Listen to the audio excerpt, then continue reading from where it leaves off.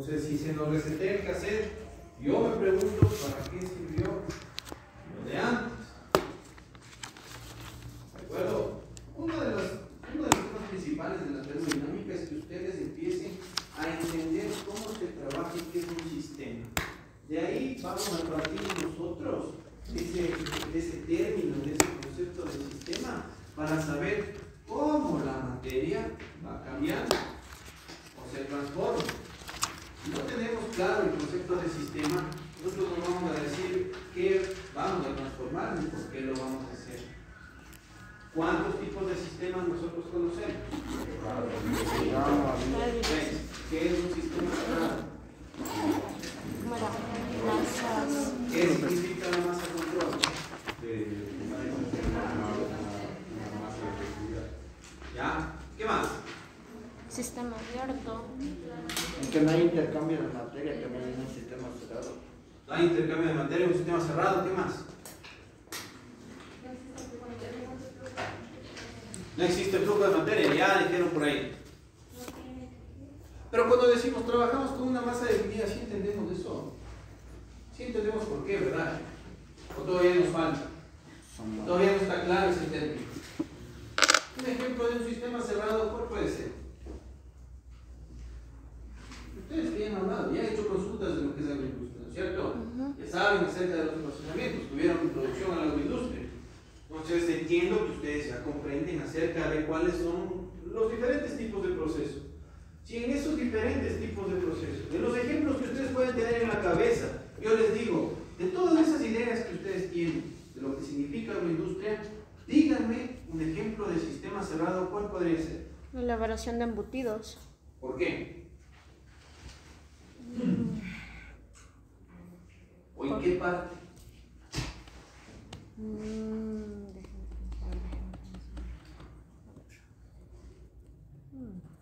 ¿Qué debe tener la cantidad específica para que no se reviente lo que tiene aquí? Para que no se salga del relleno. Que no se salga, ¿cómo se llama lo del relleno? Le saben decir tripa, pero no es el término adecuado. Es la fécula. Para que no se salga de la fécula. ¿Ese podría ser un sistema cerrado? ¿Todo lo que está dentro de la fécula puede ser un sistema cerrado? ¿O a qué nos referimos con sistema cerrado? O sea, el ejemplo ustedes se lo memorizan, chévere, ¿no es cierto? Eso está muy bien. Pero de lo escrito a lo real, ¿qué es un sistema cerrado? Por ejemplo, podría ser, bueno, para mí, podría ser una papa, de que es una masa que ya tiene frontera y no puede ingresar otra masa a la papa. Pero sí puede ingresar energías como el tema de calor y de trabajo, por ejemplo, al final de la música. ¿Su apellido, disculpe? Velarde. Yo tengo ahí una pregunta. ¿Ya? Habíamos entendido que un sistema es una parte del universo que a nosotros nos interesa estudiar. Ahora, si nosotros damos el ejemplo de una papa, ¿por qué nos interesaría estudiar una papa? No está mal en esto. Ahora, yo estaba hablando de aplicaciones agroindustriales y esto es lo que yo quiero trabajar con ustedes. Dentro de un proceso agroindustrial, cuando ya se está aplicando lo que ustedes hacen, dar valor agregado a la materia prima, no puede ser un ejemplo de sistema cerrado, en donde no existe transferencia de masa. Un tanque de gas. ¿Por qué? Un tanque de gas. Sí, o sea, ¿Ya? un tanque de gas. ¿Por qué? Obviamente no va a tener contacto, no va a interferir con el exterior. ¿Y cuál es el cambio que le vamos a dar al tanque o al gas que está dentro del tanque? ¿Y ahí qué cambio le vamos a dar a ese gas? Bueno, el cambio de montaje no puede ser, pero había dos formas. Podría ser inmóvil o fijo o móvil. Hablando ya de. Usted me está hablando de GLP, el gas licuado de petróleo, los tanques de gas normales o un tanque de otro tipo de gas. Sí, Ok.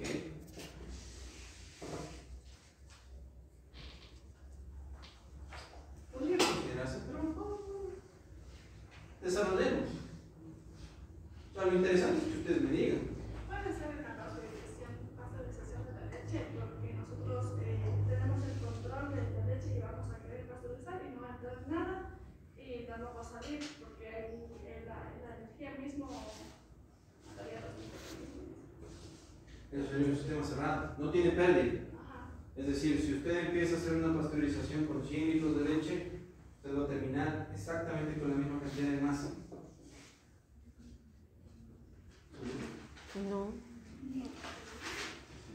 No, porque la proteína se Ya, separa. entonces cuando estás hablando del sistema abierto, ¿qué es lo que analizas? El volumen control. No estás analizando el flujo, estás analizando el lugar en el espacio, ¿cierto? Entonces tú analizas lo que está pasando dentro de la masita, de doble fondo o dentro de un intercambiador de placas. ¿De acuerdo? Un sistema cerrado. Yo les doy el ejemplo. Cuando ustedes están trabajando con embutidos y quieren hacer la cocción de la pasta fina del jamón, para que cambie, para que tenga sus propiedades específicas. Ustedes trabajan con, no sé, 1 kilo de jamón, ¿cierto? ¿Cuántos gramos tiene 1 kilo? 1000 gramos, correcto, ¿no es cierto? Entonces yo le quiero dar energía. ¿Cuáles son las unidades en las que yo puedo medir la energía? En joules y kilojoules. Joules, ¿no es cierto? ¿En qué más? Kilojoules. Claro, pues, pero entendemos que los joules son unidades del sistema internacional, ¿cierto? No van a decir joules, kilojoules, kilojoules, no. ¿Cuáles son las unidades del sistema inglés para medir energía? Ojo que son temas que tenemos que tratar.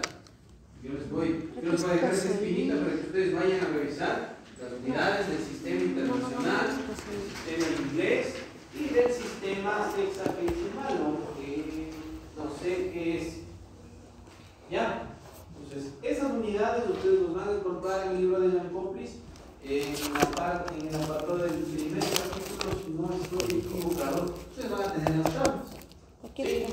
También en el libro de Jan Complis les motivo a que puedan revisar los anexos. En la parte final, en los anexos, en la primera hoja, en el apéndice A, el anexo A1, ustedes van a poder encontrar cuáles son. Correcto, sí, muchas gracias. ¿Sí? Eso les recomiendo que lo impriman. ¿Ya? Los anexos les recomiendo mucho que lo impriman. Ustedes van a encontrar cuáles son los patrones de conversión de las unidades del sistema internacional al sistema inglés y el sistema CGS. ¿Sí? Ahí ustedes tienen todos los factores de conversión.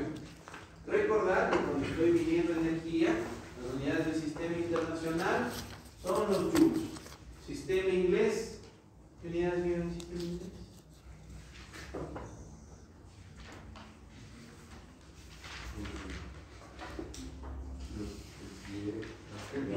Estamos hablando de energía. No. Claro. Claro. El Newton. A ver, el Newton. ¿Qué medimos con los newtons? Trabajo. Fuerza, ¿no es cierto? Entonces, con los newtons medimos la fuerza. ¿En qué unidades del sistema inglés medimos la energía? En BTU. Ustedes para hacer las tablas nutricionales de los alimentos utilizan para la energía el sistema CGS. Kilocalorías. En inglés, ¿no? No, BTU. ¿Dónde está el BTU? Ya. Son los BTU, ¿no es cierto? ¿Qué significan los BTU? Aquí tienen 1 punto, 2, 3, aquí tienen 10 puntos. No, ninguno. Los BTU, no mentira, no. Pero los BTU son las unidades térmicas británicas para medir energía. Lo voy a decir en inglés, tengo un inglés pésimo. Quizás por aquí entre mis alumnos tenga alguien que hable 2 lenguas y vaya a quedar mal. Mejor lo traduzco, no quede mal. ¿Ya? En el sistema, en el CGS, las unidades de medición de la energía son las calorías. ¿Correcto?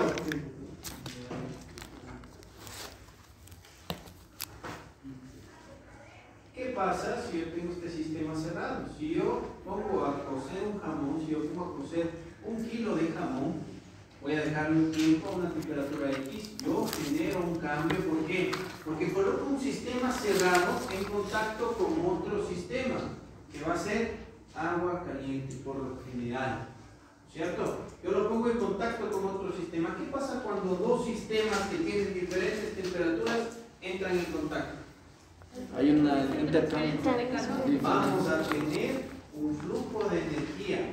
¿Por qué tenemos ese flujo de energía?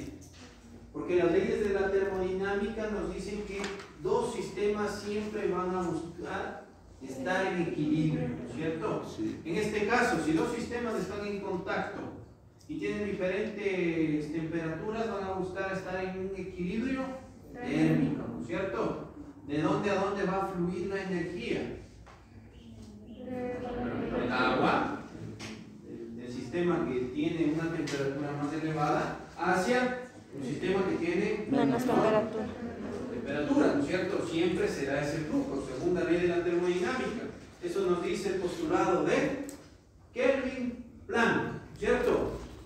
Nos dice, el calor siempre se transfiere del cuerpo o sistema de mayor temperatura hacia el sistema de menor temperatura. En la industria de alimentos, en el ejemplo que les estoy colocando, nosotros ya tenemos que aprender a idear las cosas como sistemas, ¿sí? El jamón, el kilo de jamón, es un sistema cerrado. ¿Por qué? Porque no va a perder ni ganar masa, solo va a tener un intercambio de energía. ¿Contra qué? Contra otro sistema con el que esté en contacto o con sus alrededores. ¿De acuerdo? ¿Sí? Ahora, ¿cuál es el proceso a través del cual se genera esta transferencia de energía? ¿De acuerdo? Pongámonos a pensar, hagamos, no sé, ustedes son muy jóvenes, antes para la imaginación teníamos dibujos y una serie de programas. No sé qué programas ven ustedes, no sé qué eran cuando quedaban cuando ustedes estaban niños, pero un ejercicio mental, ¿ya? Vamos a pensar qué sucederá con la energía cuando introducimos ese jamón al agua que está caliente. 80 grados centígrados, ¿no es cierto? 80 grados centígrados. Si yo tengo el agua a 80 grados centígrados y está a una presión de 0.5 atmósferas, ¿en qué estado estará el agua? Ejercicio mental. Recuerden. ¿Qué pasa con las condiciones de saturación de esa sustancia pura? Hablando de agua.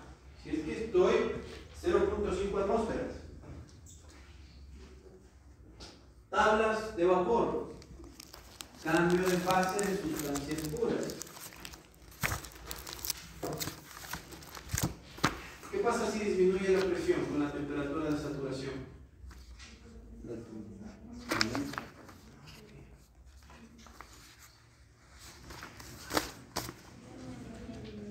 El volumen va a disminuir.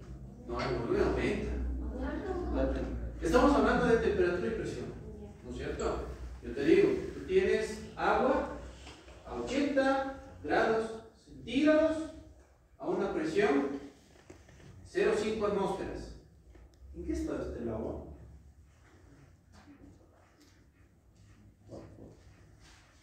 Se notó que era una pregunta, ¿no es cierto? ¿En qué estado está el agua? Primero, antes de que estés volando, antes de que estés acordando de cualquier cosa, porque cuando no recuerdas bien los términos ya empiezas a volar. Te vas por otro lado que no es, y eso es un lío. Recuerda, ¿cuál es la temperatura de saturación del agua a una atmósfera de presión? Es decir, en la costa tienes una atmósfera cuando estás a nivel del mar. Si nos ubicamos, ¿no es cierto? Estás a nivel del mar, tienes toda la capa atmosférica. ¿A qué temperatura hierve el agua?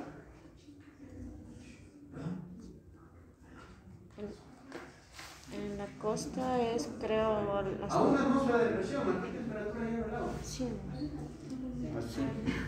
97, 98. Le voy a cambiar el nombre de la asignatura y voy a poner termodinámica. Eso es 98. Complicado. ¿A qué temperatura hierve el agua? En la costa ¿Quiénes son de la costa? es en 98 en la costa 98. aproximadamente. A menos, creo que 80. 80, no, 70. Déjenme comentarles. La cosa creo que es a 90. ¿Y en la sierra? Menos, a 90. No, es 76 por ahí es. ¿Y nada más? ¿Qué pasó? A ver, dame.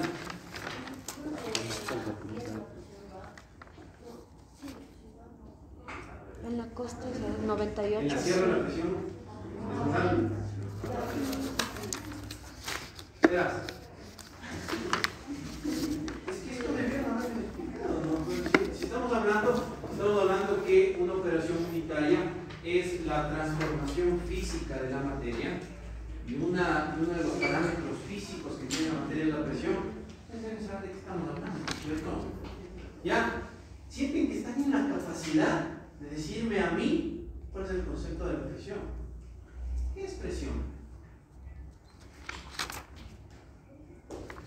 ¿Qué es presión?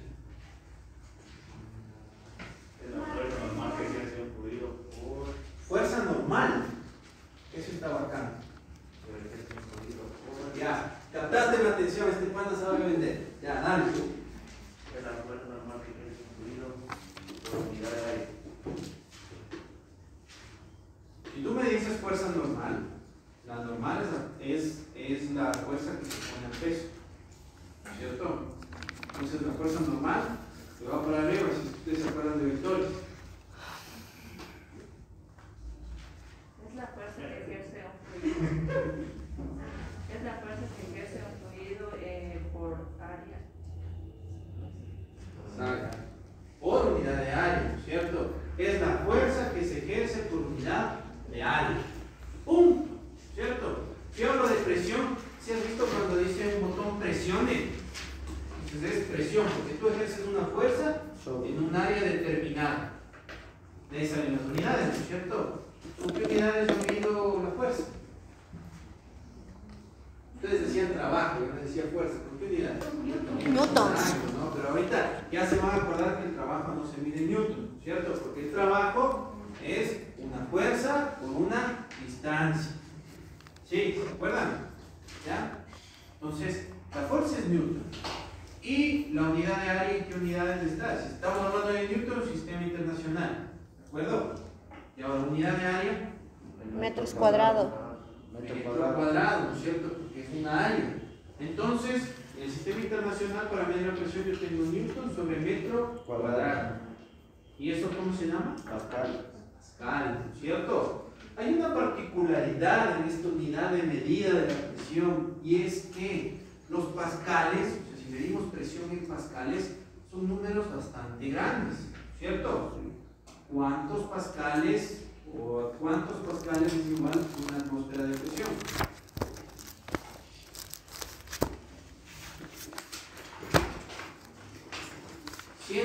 $101.315.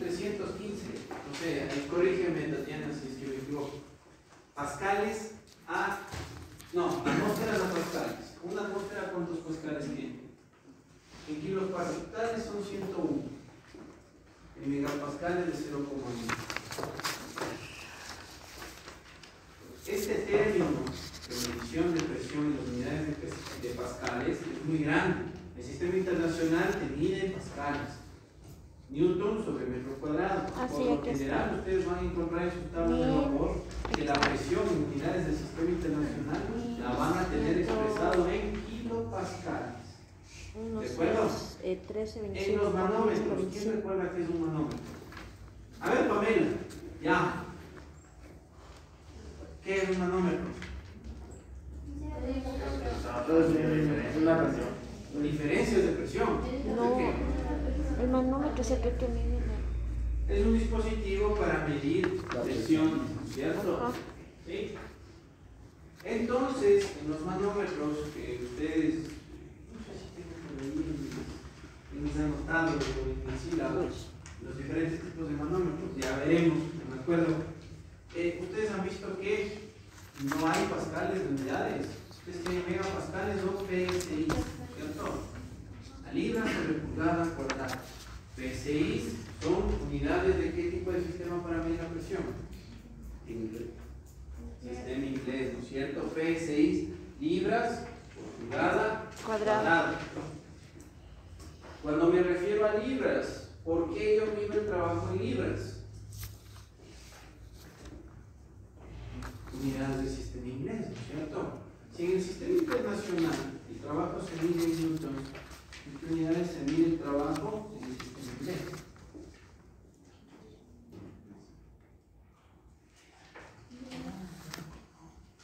No son dinas. Dinas. En dina. ¿En libras? No, en dina. Dina. Dina. Dinas. La energía es en dinas, en el inglés. Creo que sí. A ver, La de libra. Libras. no. Mides fuerza en libras. ¿Por qué? No. Aquí está, mira. Aquí está la fuerza. Mira, mira. Aquí está la fuerza. En el sistema inglés existe un término de libras fuerza. Dinas Libras. Poudal. Libras fuerza. Entonces, cuando nosotros estamos hablando de libras por pulgada cuadrada, ojo que nos estamos refiriendo a las unidades de fuerza. Son las libras fuerza, no son las libras normales. ¿Verdad? Sí. Entonces, Dina ojo, es el hay que sexagesimal. ponernos a revisar esto. Volviendo al tema. ¿A qué temperatura llega el agua? En la costa. Pongan atención en una cosa. La atmósfera de la Tierra es una sola, ¿no es cierto? Sí. Cuando yo digo presión atmosférica, recuerda el término de lo que es presión. Es una fuerza sobre un área determinada. ¿Fuerza de qué? Fuerza de una columna de aire, que es la atmósfera, ¿no es cierto? Recuerden que el peso que va a ejercer esta columna de aire sobre una persona que está a nivel del mar, eso es la presión que hace la atmósfera. El peso es una fuerza, porque las unidades para calcular el peso, ¿a qué es igual el peso? A la masa por la aceleración de la gravedad. Entonces, eso es una fuerza. ¿De acuerdo? El peso por unidad de área es una presión. Es la presión que ejerce toda la atmósfera sobre mí. Una atmósfera que está ejerciendo presión sobre una persona. Si estoy en el nivel del mar. ¿Qué pasa si vengo a la sierra? ¿Tendré una columna más grande o más pequeña de aire sobre mí? Más pequeña. Más pequeña, ¿no es cierto? Y si yo tengo una columna más pequeña de aire, ¿qué pasará con esa masa de aire? ¿Será más grande o más pequeña que cuando yo estaba a nivel del mar? Será más pequeña, ¿no es cierto? Si es que yo tengo una masa más pequeña, ¿qué pasará con el peso? Es una fuerza, ¿no es cierto? ¿Qué pasará con esa fuerza que esté ejerciendo la columna de aire? ¿Por qué?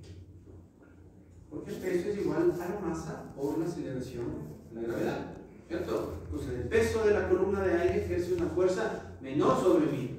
Es decir, si yo estoy en la sierra, ¿qué estoy? ¿A una presión mayor o a una presión menor? Menor. Menor, ¿no es cierto? ¿Nos vamos a volver a olvidar de eso? No. Ya, cuidado, ojo, que estamos entendiendo cuáles son esas diferencias.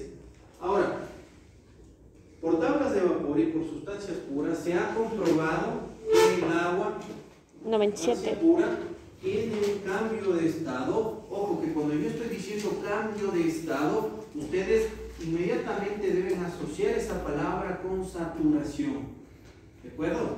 Si es que estamos hablando de sustancias puras, y yo digo temperatura de saturación o presión de saturación de una sustancia pura, inmediatamente yo debo asociar que ese término de saturación está, me quiere decir que existe un cambio de estado.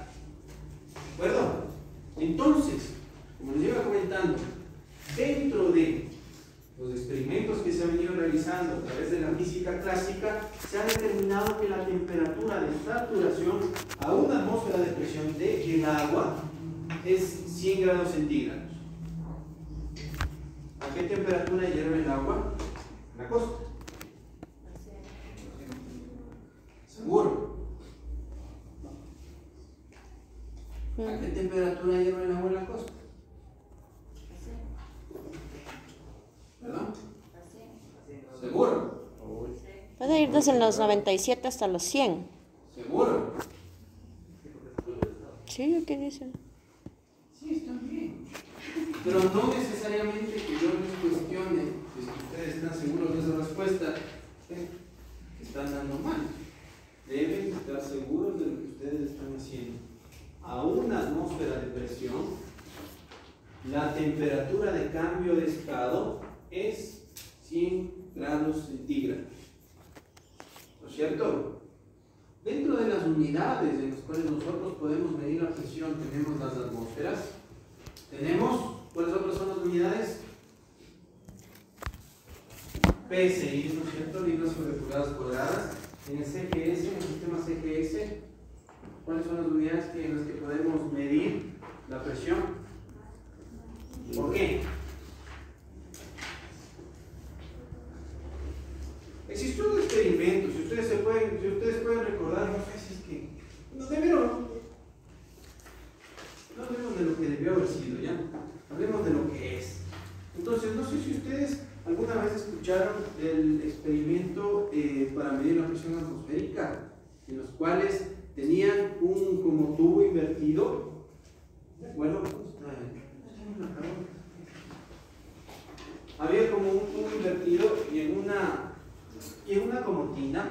Bueno, yo les voy a poner el diagrama básico, no necesariamente es idéntico a lo que yo voy a mostrarles, pero pensemos que sí. Ya, manejémonos desde esa forma. Entonces, ¿alguna vez alguien utilizó una especie de contenedor para un líquido que se llamaba mercurio? ¿De acuerdo? Dentro de este contenedor colocó un tubo invertido. ¿Sí? Este experimento se trataba de ver cómo la atmósfera iba a ejercer la fuerza, es decir, la masa por la gravedad, que es el peso, sobre la unidad de área, es decir, sobre este líquido que está acá. ¿Me siguen? Entonces la atmósfera hacía su presión sobre el líquido y este líquido empezaba a subir por el tubo. Entonces cuando estaban a una atmósfera de presión, midieron cuál era la cantidad de distancia que subió y vieron que era 760 milímetros. ¿Cierto? ¿Qué sustancia era esta? Mercurio. Mercurio, ¿no es cierto? Entonces de ahí salió que cuando se está a una atmósfera de presión, ese mercurio subirá 760 milímetros. ¿Ya? Fueron haciendo las pruebas y fueron tomándole a menos altura y sin menos presión, y eso fue variando. Entonces, vamos a poder encontrar las presiones en estas unidades. ¿De acuerdo? De ahí se fue transformando, estos equipos para detectar la presión fueron cambiando y empezaron a aparecer otras unidades como los bares. ¿De acuerdo? Los bares son unidades muy análogas a las atmósferas. ¿Sí? Si no estoy mal, un bar es igual a 1,01 atmósfera. 1,01 es un poquito más. ¿Sí? Porque un bar, y Tatiana, si tienes las tablas de conversión me corriges, es igual a 1 kilopascal o a 100 kilopascales. No, es 1 por 10 a la menos 5 pascales, es un bar. ¿Un bar es igual a qué? 1 por 10 a la menos 5 pascal. ¿Y cuántos pascales es un bar? 1 por 10 a la 5. 1 por 10 a la 5. Entonces era 100. Un bar es igual a 100 kilopascales. Estamos bien. ¿De acuerdo? Entonces, cuando estamos hablando de bares, estamos hablando de unidades prácticamente muy parecidas de las atmósferas. ¿Sí? Si ustedes ven en sus tablas de vapor, que les voy a pedir que desde la siguiente clase, como Biblia, ¿sí? Las traigan, las impriman. ¿Sí trabajaron con tablas de vapor todos ustedes en termodinámica? ¿No trabajaron con tablas de vapor? Está complicado.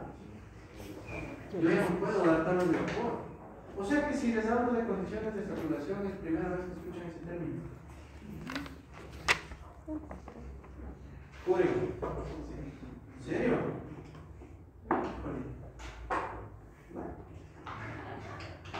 que hay tiempo para conversar. Si no es en esta, es en la otra. Pero bueno, hay que nivelarles, no sé qué, pero es que claro, si vamos a hablar de transformación, no es por alarmarles, pero cuando estemos viendo evaporadores, vamos a hablar de entropía, vamos a hablar de calor latente y las ecuaciones de balance de energía, de calor, tienen que ver mucho con todos estos términos.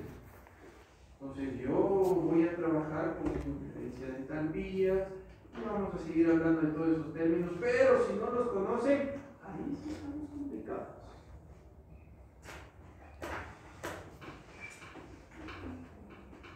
Después me quedo con los chicos nuevos. ¿A qué temperatura va a hervir el agua si yo estoy en presiones distintas? Seguimos revisando las unidades, estoy empezando a lo que digo. Yo te puedo decir, estoy a un bar, aproximadamente estoy en una atmósfera. Estoy en 0,5 bares, estoy a la mitad de una atmósfera, ¿no es cierto? Y si digo, si estoy a la mitad de una atmósfera, voy a estar a una altura media entre donde empieza la atmósfera y donde yo estoy parado. Quizás no sea, quizás no sé. ¿Ya? ¿Qué va a pasar con la temperatura de saturación o de cambio de estado? ¿Aumenta o disminuye? Les voy a poner otro ejemplo.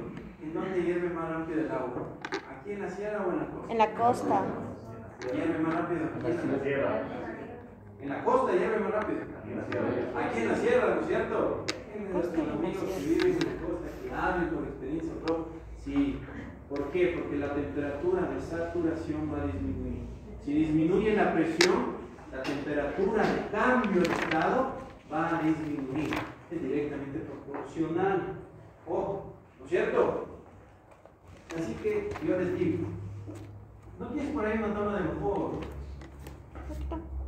Ya, cuéntame. A 0.5 atmósferas, y más o menos estaríamos hablando de más o menos como los 50 pascales. En 50 pascales, ¿cuál es la temperatura de saturación? Entonces, 50 kilopascales creo que los tiene. No tiene nadie más una tabla de vapor. Cuando digo tabla de vapor, ¿saben a lo que me refiero?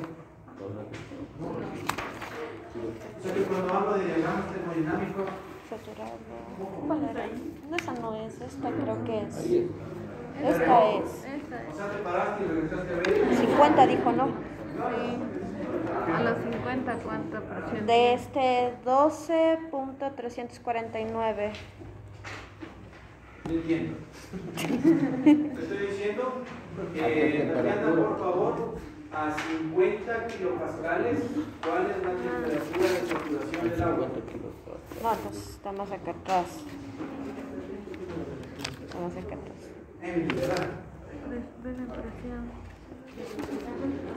No, kilopascales, dijo. Kilopascales, kilo. Esas son tablas de vapor, pero de temperatura. Si yo estoy en una presión, tengo que ir a la tabla de presión, ¿no es cierto? En la tabla de presión, ¿cuál es? Kilopascales, dijo. ¿Cuánto? Esa es la de presiones. Sí, esa es la de presiones, kilopascales, 50. Ok, muchas gracias. ¿Quién va a realizar? ¿Ya?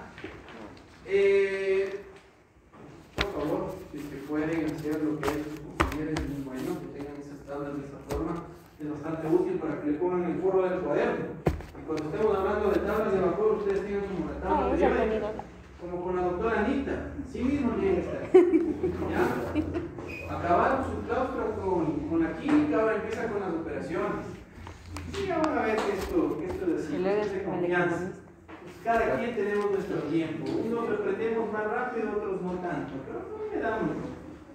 Entonces, ojo, si yo les digo 50 kilopascales, temperatura de saturación 81 grados centígrados, y volvemos al ejemplo, ¿no es cierto? El agua en donde yo voy a poner mi sistema cerrado está a 50 kilopascales de presión, está a 80 grados centígrados. ¿En qué estado está el agua?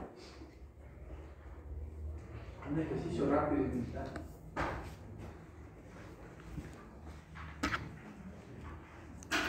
Tengo miedo.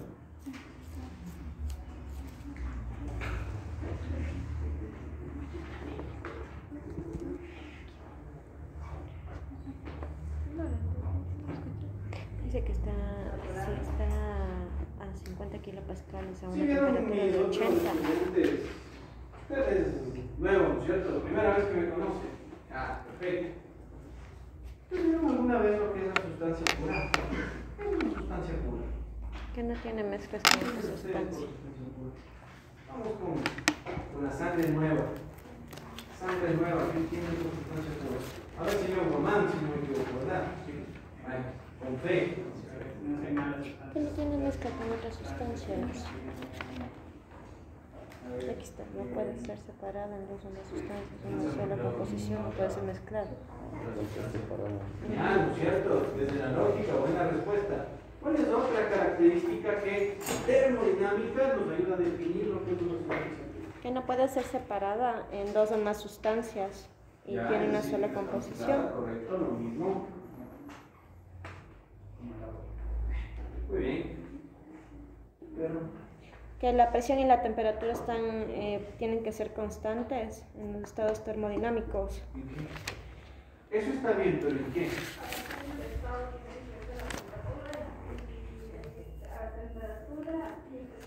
Correcto, entonces una de las características principales de las sustancias puras es que sus condiciones de saturación o cambio de estado se dan a presión y temperatura constante, ¿cierto? Entonces, si yo estoy analizando una sustancia pura, pongamos el agua ya. Y yo digo que voy a hacer un diagrama presión, temperatura. Vamos, sí, ¿cierto? Es un diagrama termodinámico, ¿por qué? Porque estoy evaluando dos propiedades para dibujar el estado de una sustancia. Yo voy a dar un estado. Si estoy hablando de condiciones de saturación y digo que a una presión de una atmósfera voy a tener una temperatura de cambio de 100 grados centígrados, ¿cómo represento esto aquí? Creo que para una atmósfera de presión o aproximadamente 101 kilopascales, yo voy a tener un cambio de estado a 100 grados centígrados. ¿Cómo dibujo eso ahí? Solo estoy queriendo que ustedes con su mente ya despierten y vayan introduciéndose a los temas que nosotros vamos a utilizar bastante en este semestre. Necesito que estén despiertos. ¿Ya?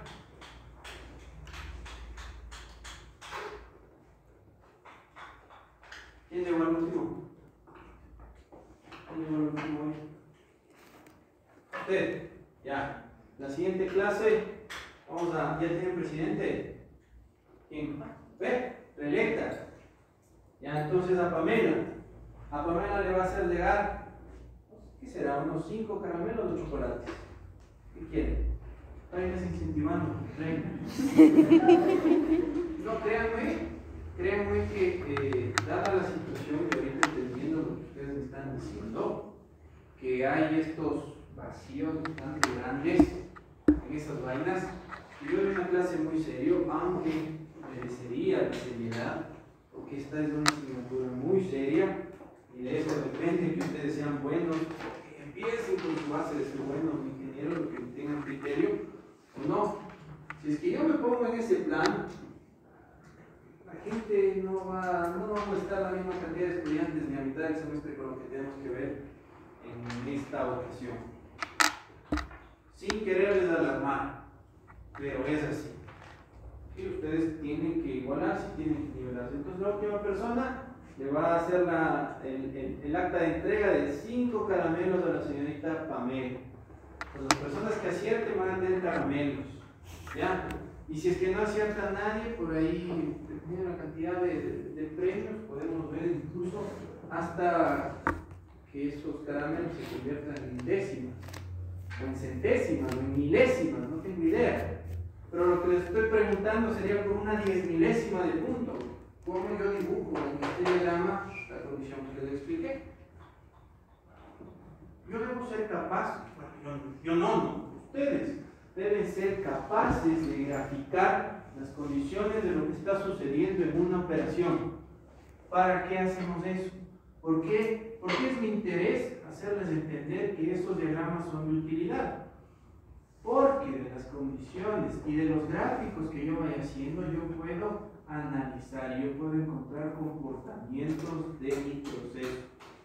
Si es que yo conozco el comportamiento de mi proceso, yo voy a poder controlar el proceso. ¿Por qué? Porque yo le voy a poder dar un inicio y un fin. Porque desde que prendo el equipo yo ya sé qué está pasando adentro. Sin la necesidad de que cuando yo pongo una olla en la cocina, prendo la cocina y estoy esperando. O no pongamos una olla con agua, sino cuando les ha tocado hervir leche. Sí. Sí. La primera vez, ¿cómo fue eso de hervir leche? Se quemó. No te despegaste de ahí, ¿cierto? Sí, la primera vez es eso, te tienes que quedar ahí. Igual se rega, igual se te regó. Entonces, para que eso no te pase, cuando tú ya no tengas que trabajar con 1 litro de leche, sino con 100 metros cúbicos, tú no vas a estar arriba de la olla, ¿no es cierto? O arriba del intercambiador viendo que no se te riegue. No puedes hacer eso. ¿Sí? No tienes el tiempo ni la capacidad de estar controlando de esa manera. Tú tienes que controlar tu proceso. ¿Cómo se controla? Graficando, sabiendo qué es lo que va a pasar. Entonces, estas gráficas y saber cómo utilizarlas van a ser de mucha ayuda para que tú puedas después controlar estos procesos. Con estas gráficas trabajamos después cuando vemos destiladores, cuando vemos incluso hasta cuando estamos trabajando en filtración podemos ver gráficas. Entonces ya estos dibujitos de aquí ya deben ir teniendo sentido para ustedes. ¿Cómo interpreto eso? Por ahí me aclaró la señorita Amayacer, ¿verdad? Entonces la señorita me dijo que una característica de las sustancias puras es que tienen un cambio de estado a presión y temperatura constante. Correcto. Yo les digo, tengo un diagrama que tengo presión y que tengo temperatura. ¿Sí? En el plano cartesiano tengo X y Y. Yo les doy una coordenada. Yo digo, tengo una presión de 50 kilopascales y tengo una temperatura de 100 grados centígrados, ¿no es cierto? Es como que le estoy dando un valor a Y y un valor a X. Si junto estos dos valores que yo estoy dando a estos ejes, ¿qué resulta? Una coordenada. Y eso podemos decir que es un punto, ¿cierto? Entonces, a presión y temperatura constante, puedo decir que aquí yo tengo 50 kilopascales y aquí tengo mis 100 grados centígrados. ¿Sí recuerdan el ejercicio que estuvimos haciendo? ¿Qué pasa si disminuye la presión? ¿Qué pasa si ya no son 50 kilopascales? No son, no sé, 25. Disminuye su temperatura. ¿Ya? Si disminuye la mitad de la temperatura, aproximadamente, ¿a cuánto disminuirá? La mitad. 50. No es la mitad aproximadamente. El 20. ¿Ya? Cambia. ¿Cómo podemos ser? Exactamente no es tan proporcional. ¿Ya? ¿Y qué pasa si es que aumenta? Si tengo por acá los 100 kilopascales, ¿qué pasará con la temperatura? Va a aumentar también, ¿no es cierto? Entonces, por ahí tenemos que aumenta mi temperatura y tenemos otro punto. ¿De acuerdo? Estos son experimentos que ya fueron hechos, que ya fueron controlados y a nosotros nos dan en las tablas. Ustedes pueden tener igual en los apéndices o en los anexos de Jan Goplis, ustedes tienen tablas de saturación del agua, en los cuales vamos a ver que existe este tipo de comportamiento. ¿Sí? En los diagramas termodinámicos, a la izquierda nosotros tenemos la fase líquida. A la derecha vamos a tener nuestra fase de vapor. Ya cuando el agua cambia de estado, va de un estado líquido a un vapor, ¿cierto? Entonces, esta línea de saturación nos está diciendo cuáles son las condiciones, cuáles son las propiedades en las cuales el agua va a cambiar de estado. ¿Me siguen? ¿Sí? Ahora, ¿qué pasa si yo estoy a, no sé, a 50... No, aquí me equivoqué. 100 grados centígrados. Pongamos mal. Aquí pongamos 100 kilopascales, aquí pongamos 200 y aquí 50, ¿no es cierto? Porque aproximadamente una atmósfera son 100 kilopascales, para que no se me confundan con los 100 grados centígrados. De repente yo tengo estudiantes que yo quiero, me adelanto, medio rebobino y se quedan con esa duda. Y si me dijo que una atmósfera es 100 kilopascales, cuando él dibujó puso 50 y puso 100 grados centígrados, por corrigiendo. Si es que ustedes detectan eso, me avisan, ¿ya? Para yo cambiar en el momento, con toda la confianza, ¿de acuerdo? ¿Qué pasa si yo tengo a mi sustancia en 100 kilopascales, pero está a 90 grados centígrados? El agua, ¿qué va a pasar?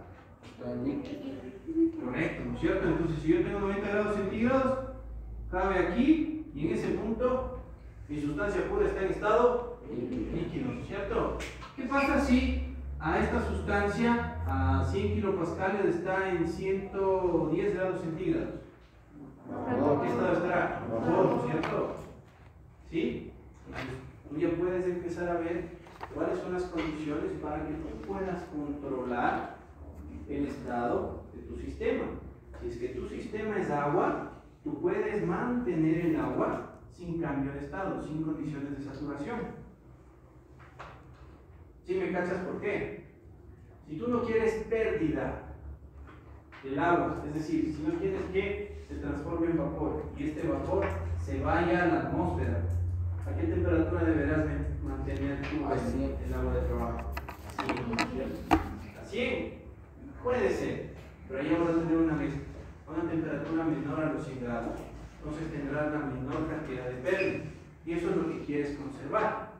Porque en una industria, si tienes que procesar o si tienes que realizar la cocción de 1 millón de tronchos de jamón de 100 kilos, no vas a estar perdiendo agua por las puras, ¿no es cierto? No vas a estar perdiendo agua porque algún vivo no revisó el termómetro y no sabe a qué temperatura está funcionando su operación. Eso hay que controlar. ¿Para qué? Para que no exista pérdida. Desde hoy en adelante, de toda su vida, cuando estemos hablando de la industria, se va a basar en la eficiencia y en la calidad. Es decir, ustedes se van a preocupar por obtener un buen producto y gastar lo menos posible para obtenerlo. ¿Sí? Entre más gasten para producir, menos eficiente será su industria, su emprendimiento o en lo que ustedes estén metidos. Si es que ustedes no controlan su proceso, el proceso les va a controlar a ustedes. Y eso se traduce en gasto de dinero. ¿De acuerdo? ¿Sí? Ok. Volvemos. Mismo ejemplo. Verán que para explicar un sistema cerrado me tuve que dar la vuelta un montón. ¿Ya?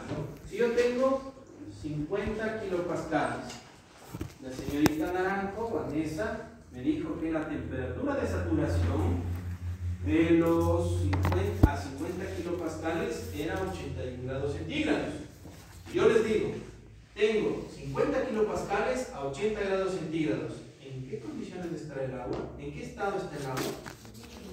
Líquido, ¿no es cierto? Listo, entonces ahorita estoy totalmente seguro que yo voy a sumergir el jamón, el alimento que yo quiero cocer, en un líquido. ¿Sí? Si ven que ya no es necesario que nosotros veamos que está en estado líquido, sino que solo con números ya entendemos. Esa es la idea de las tablas de vapor. Esa es la idea de todas estas condiciones, que ustedes vayan trabajando y vayan entendiendo a lo que nos estamos refiriendo. Que ustedes solo con esos valores que les dan los equipos, porque en una industria ustedes solo van a tener parámetros de control, para equipos que les den la temperatura y la presión de su proceso, ustedes ya deben entender con temperatura y presión más o menos en qué estado están sucediendo las cosas dentro del equipo, dentro del proceso. ¿Ya? 80 grados centígrados está el agua líquida y el jamón, digamos que está a 20. ¿Cómo sucede el intercambio de energía del agua al jamón?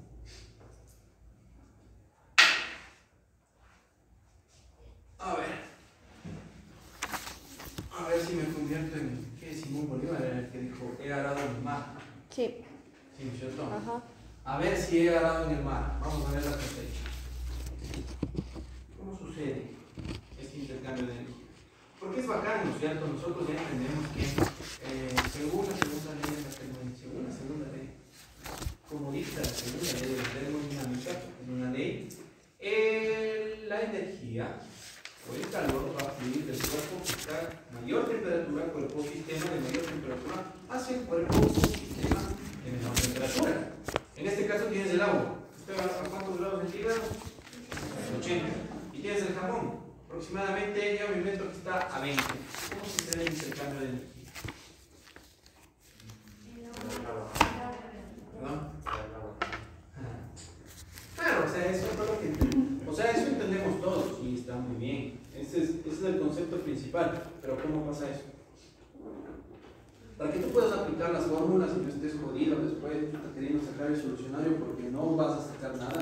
Lo único que vas a sacar en las evaluaciones son las tablas de vapor. Solucionarios aquí no hay.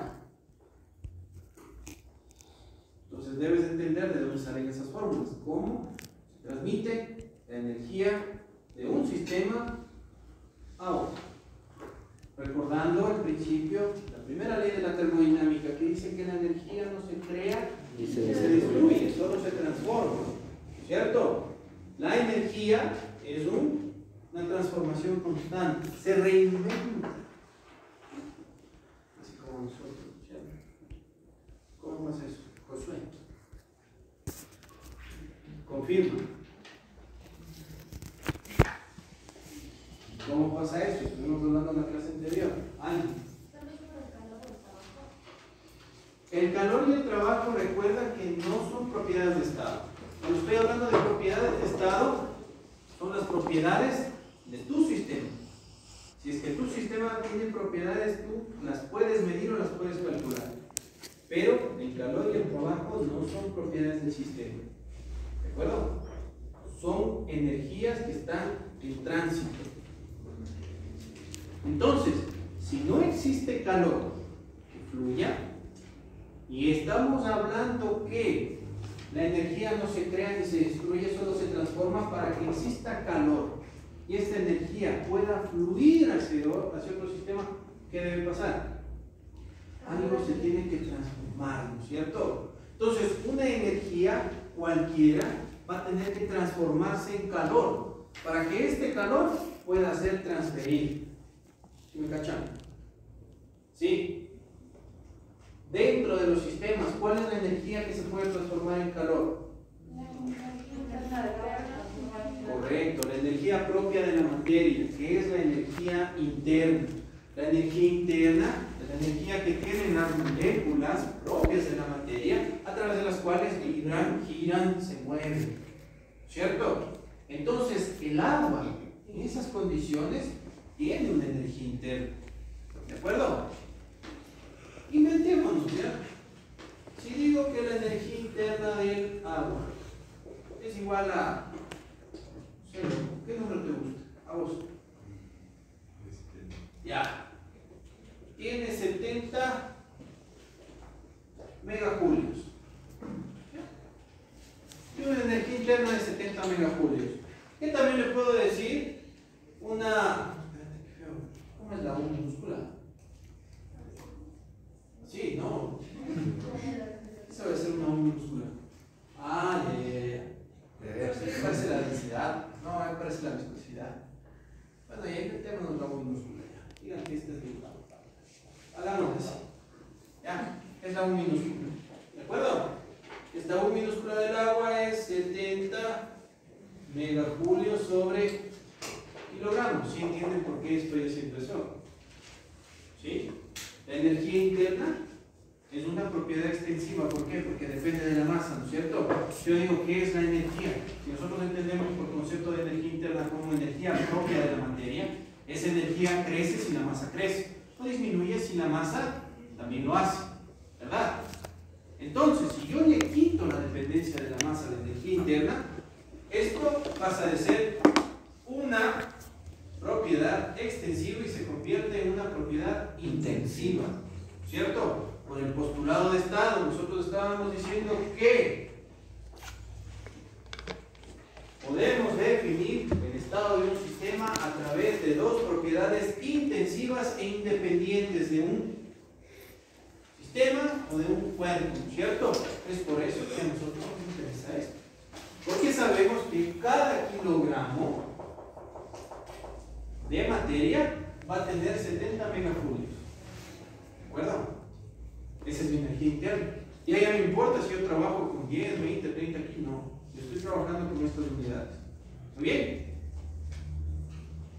¿Estamos? ¿Sí? ¿Seguro?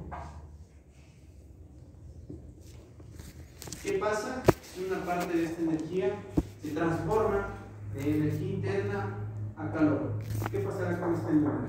¿Qué pasará con el agua?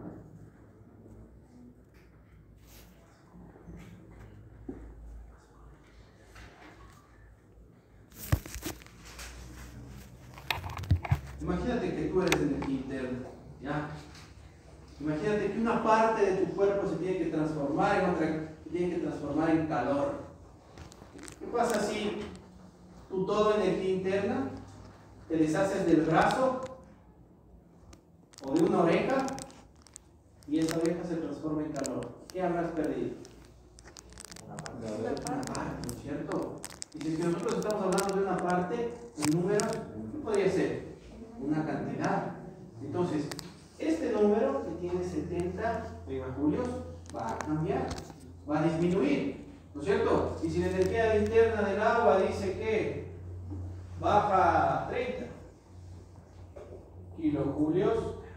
megajulios sobre kilogramo, ¿cuál será la cantidad de calor que tenemos? 40 qué?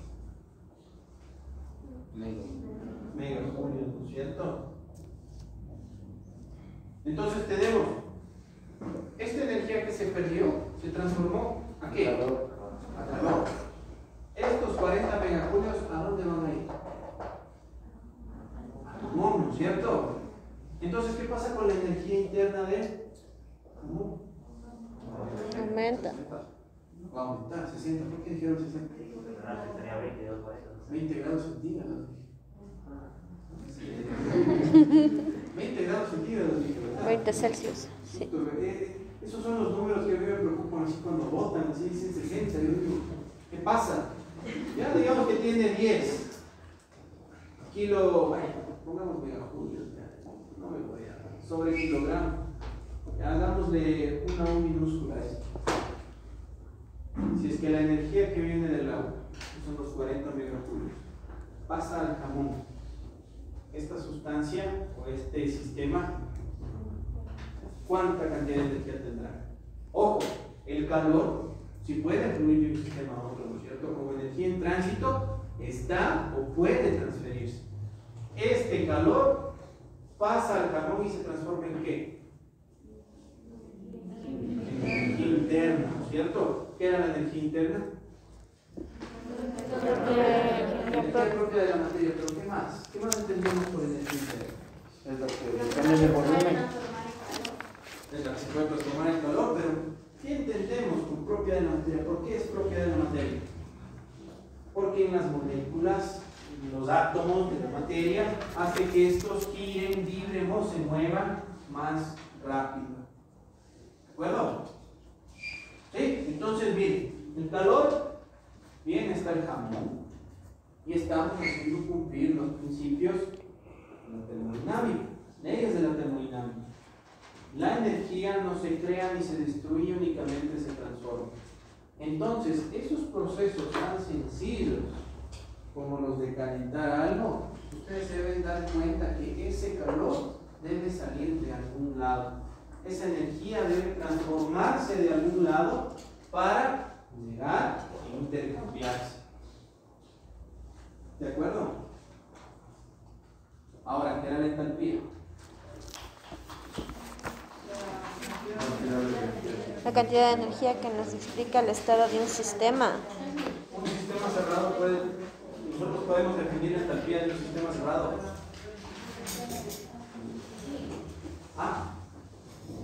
Podemos definir la entalpía de un sistema cerrado.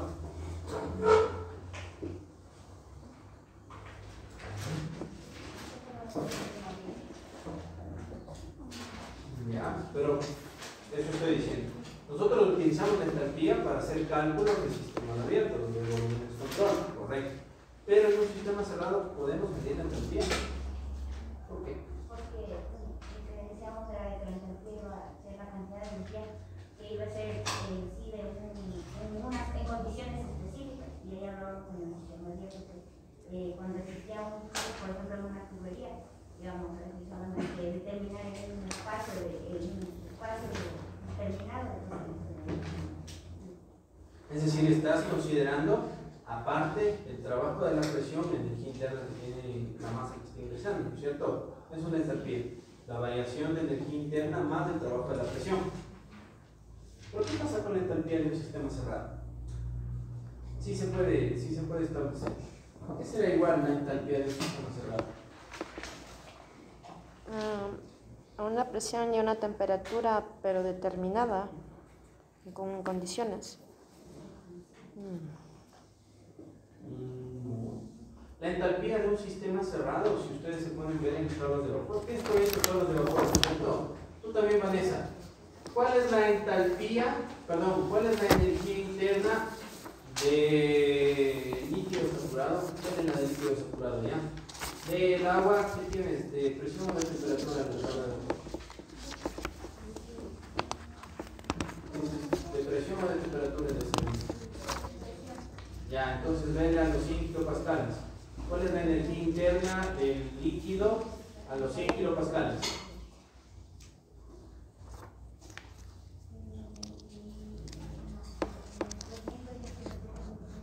El líquido.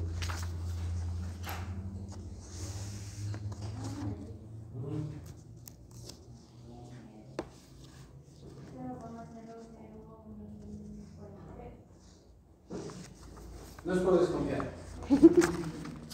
Ya, en las tablas de vapor a 100 kilopascales tengo una energía interna de 417.40 kilojulios sobre kilogramo.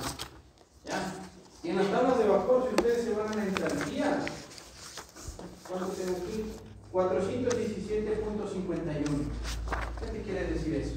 Que la energía interna es igual que el calor.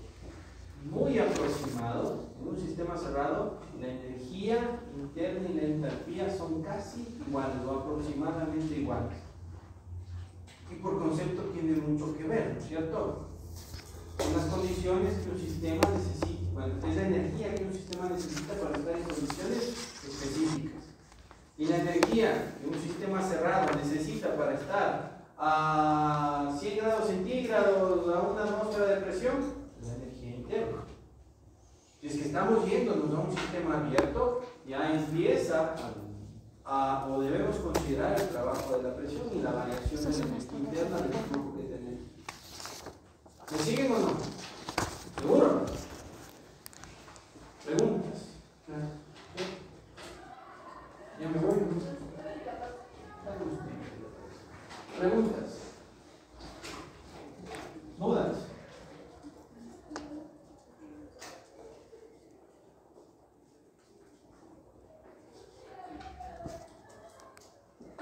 Me voy a preparar para decirles las tutorías.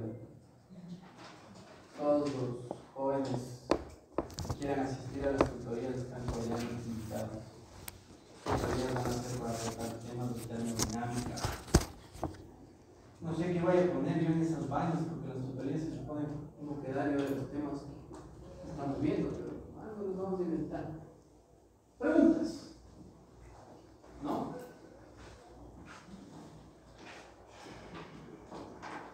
¿Qué tarea tienen ustedes ahorita?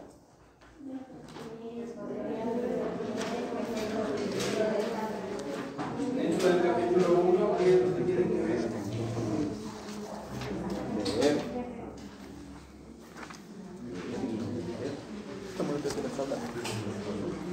Son las de vapor.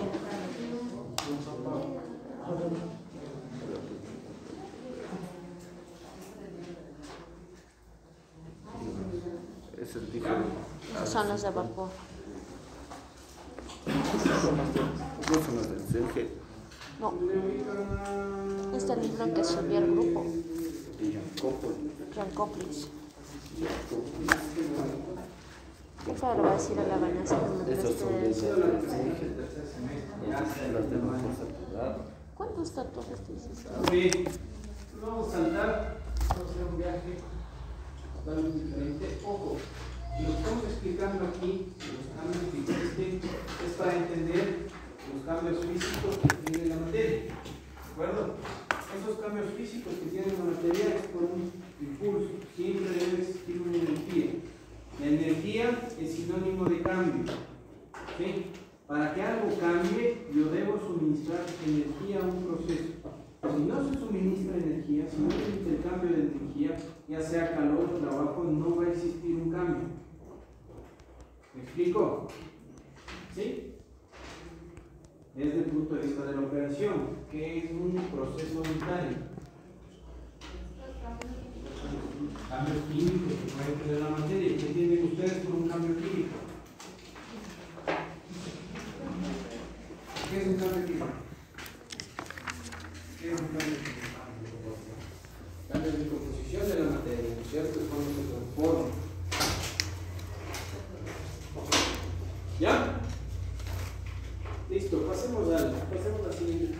Nunca olviden, todo lo que nosotros estamos hablando es nuestro sistema va a cambiar en algo más, o va a cambiar sus propiedades. ¿De acuerdo? ¿Cómo cambia sus propiedades? Cuando yo le suministro energía. Y esa energía genera un cambio. ¿De acuerdo? Vamos a ahí. Entonces volvamos a lo que son las operaciones.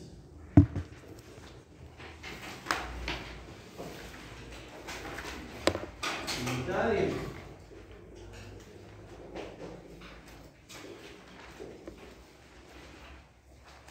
Dentro de las operaciones unitarias, toca ver en qué se clasifica.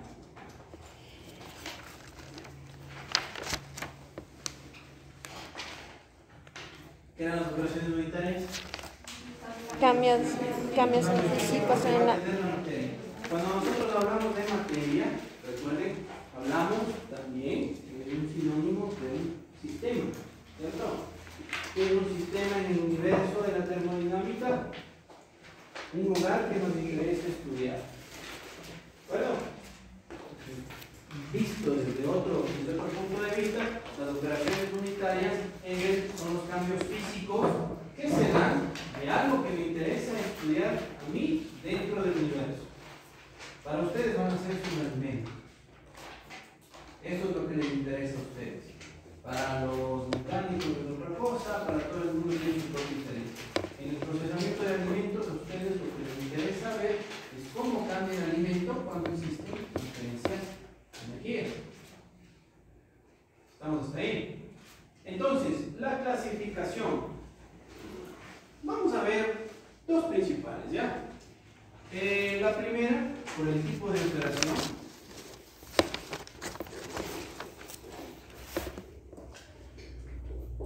Ustedes van a ver en Jacobis que tienen algunas que están traídas 4, pero nosotros vamos a sintetizar esto, ¿no es cierto? El tipo de operación y vamos a hablar por la propiedad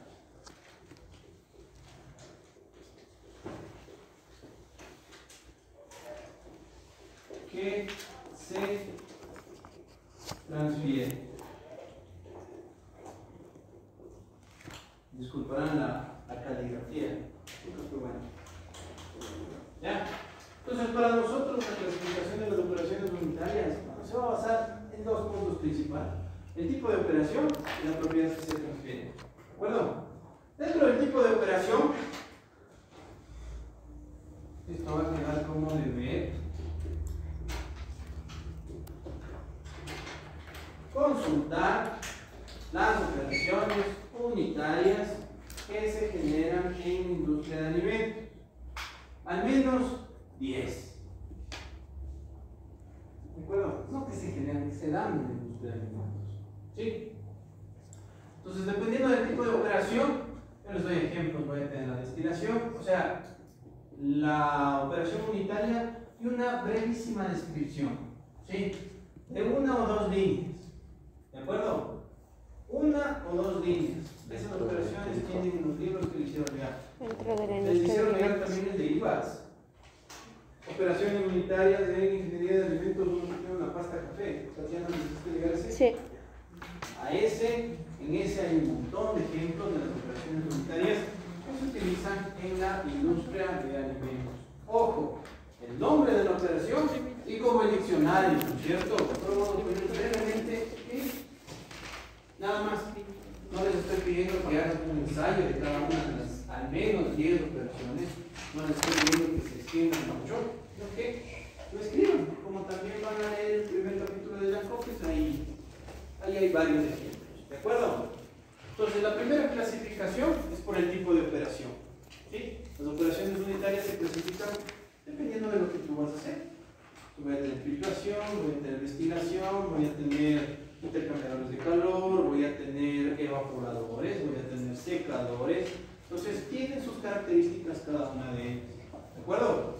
Y también las operaciones unitarias se pueden clasificar por las propiedades que se están transfiriendo. ¿Ya? En esta época o en este semestre nos vamos a basar en 3 tipos de propiedades de transferencia. ¿De acuerdo? La primera es la transferencia de la cantidad de movimiento. Segundo, transferencia de energía. Y tercero, transferencia de masa o materia. ¿De acuerdo? ¿Sí? Nosotros podemos dividir podemos clasificar a las operaciones unitarias a través de estas propiedades o fenómenos de transferencia. Transferencia de energía, transferencia de materia y transferencia de cantidad de movimiento. ¿De acuerdo? Si nosotros analizamos estos 3 principios, ¿sí?, de transferencia, cantidad de movimiento, energía y materia, vamos a poder abordar cualquier tipo de operación unitaria. ¿De acuerdo? ¿Por qué? En los tipos de operación, ustedes van a ver que hay un gran grupo de operaciones que únicamente se dan con transferencia de cantidad de movimiento. Hay otro grupo que se da con transferencia de energía. Hay otro grupo que se da a través de transferencia de materia. ¿De acuerdo? Pero también van a encontrar operaciones unitarias que juntan 2 de estos fenómenos de transferencia para que esta operación se pueda dar. ¿Sí? Entonces, en vez de estudiar tipo de operación, tenemos que antes de correr empezar a caminar.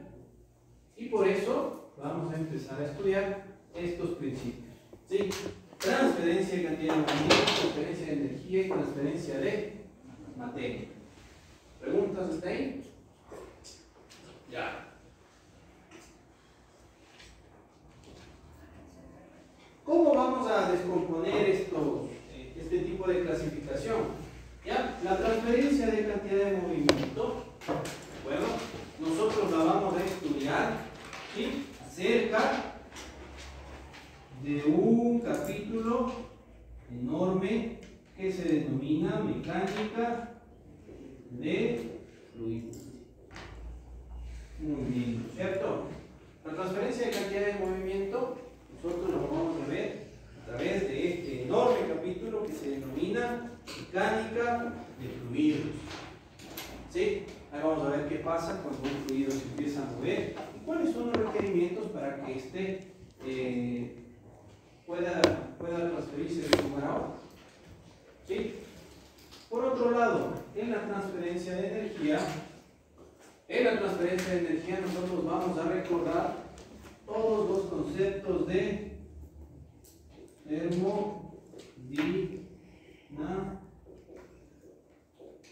termodinámica. ¿Sí? La termodinámica es la mamá de los fenómenos de transferencia de energía a través de sus leyes. ¿Sí? Y finalmente, las transferencias de materia. Híjole, ya no ve. Las transferencias de materia la vamos a estudiar muy brevemente a través de las leyes de Fick. de materia. ¿Sí? Ahora, tanto en cantidad de movimiento, energía y materia, vamos a tener métodos de cálculo para poder realizarlo.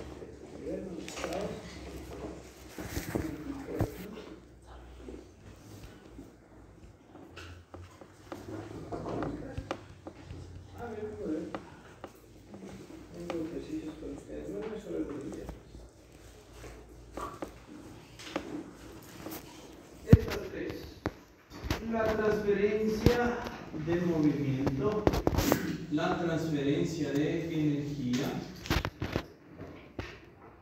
y la transferencia de materia tienen ecuaciones que a nosotros nos van a servir para poder calcular cuánta energía, cuánto movimiento, cuánta materia se dirige de un lugar a otro. ¿De acuerdo? ¿Cuál es la ecuación de la transferencia de cantidad de movimiento? ¿Cómo se llama esa ecuación?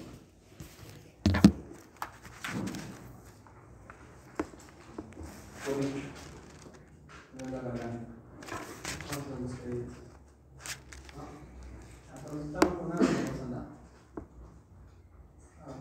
No es verdad. ¿Cuál es la ecuación de la transferencia de cantidad de movimiento? Hay una ecuación que se denomina la ecuación de Newton. Esa ecuación ya la veremos, ¿de acuerdo? Y esta ecuación de Newton hace referencia a una fuerza que se denomina esfuerzo cortante, es igual a una constante, esta es la letra griega mu, ¿de acuerdo? Que multiplica a una variación. ¿Variación de qué? Variación de velocidad en relación a un cambio de posición. ¿De acuerdo?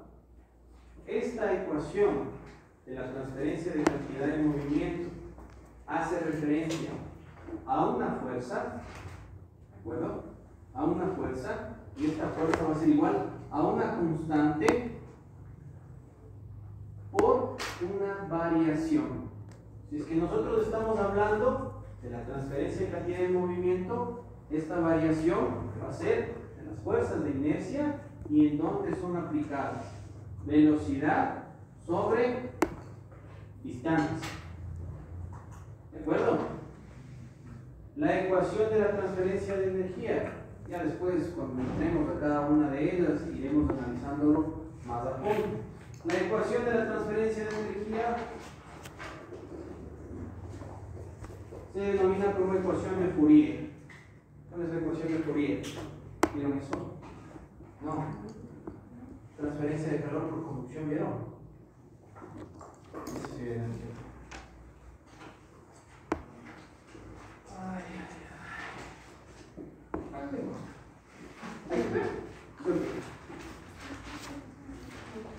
la transferencia de cantidad de movimiento evaluada a una fuerza.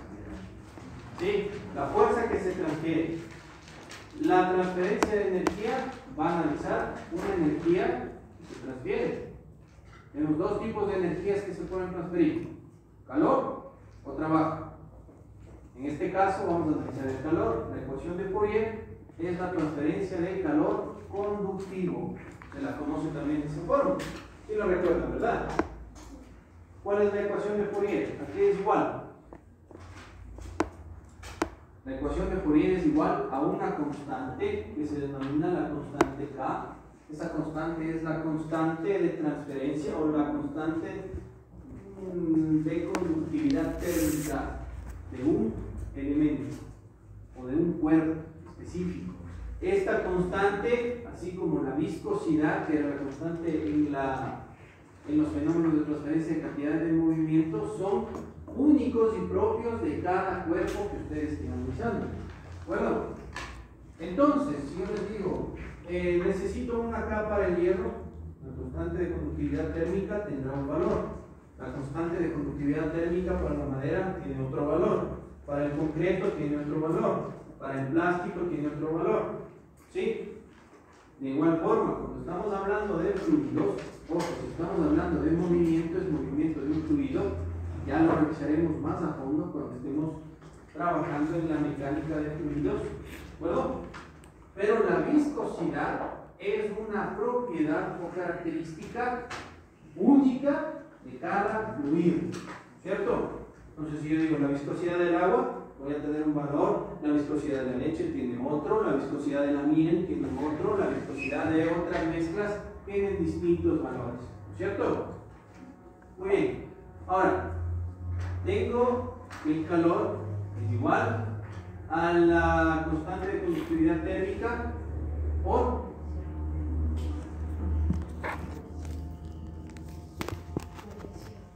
¿de qué? Correcto, ¿no es cierto? La variación de la temperatura, porque nosotros debemos acordarnos que el calor, si fluye de un sistema a otro, se va a transformar en energía interna, ¿no es cierto? Y esa energía interna, ¿qué va a hacer? Va a hacer que las moléculas de ese sistema empiecen a moverse más rápido, a tener giros más rápidos, a tener vibraciones más rápidas, por ende su temperatura va a aumentar. Es decir, si se transfiere calor de un sistema a otro, yo voy a tener una variación de temperatura, ¿cierto? ¿Y cuáles son las fuerzas que se resisten a esta transferencia? Las distancias o el espesor a través del cual fluye este calor. La segunda ecuación de transferencia. Y la tercera ecuación, que es la transferencia de materia. Esta es la ecuación de Fick. ¿De acuerdo? Esta ecuación de Fick nos dice que nuestra letra J, que es la transferencia de materia de un sistema A hacia un sistema B, es igual a ¿qué?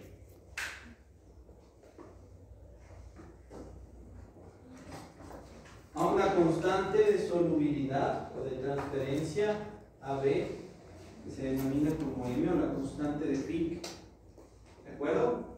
Por una variación, y esta variación será la diferencia de concentraciones entre mis dos sistemas sobre la resistencia, que en este caso también es la distancia. ¿De acuerdo? Entonces vamos viendo que los tres fenómenos de transferencia tienen similitudes, pero dentro de su campo. La ley de Newton está hablando del movimiento de fluidos a través de los cuales nosotros vemos que un esfuerzo o una fuerza va a ser igual a una constante, que en este caso es la viscosidad, que multiplica a la velocidad que tiene el fluido que se está transportando. Sería la fuerza de inercia. Ojo, la fuerza de inercia es la que está a favor de un movimiento o a favor de un fenómeno sobre las fuerzas de resistencia. Cuando estemos viendo qué es viscosidad, vamos a entender mejor de qué se trata esta resistencia de aquí, este cambio. ¿De acuerdo? En la ley de Fourier, Fourier hacía referencia a la transferencia de qué tipo de calor? Conductivo, ¿no es cierto? ¿Entendemos cuál es la diferencia entre calor conductivo y calor convectivo? Transferencia conductiva y convectiva.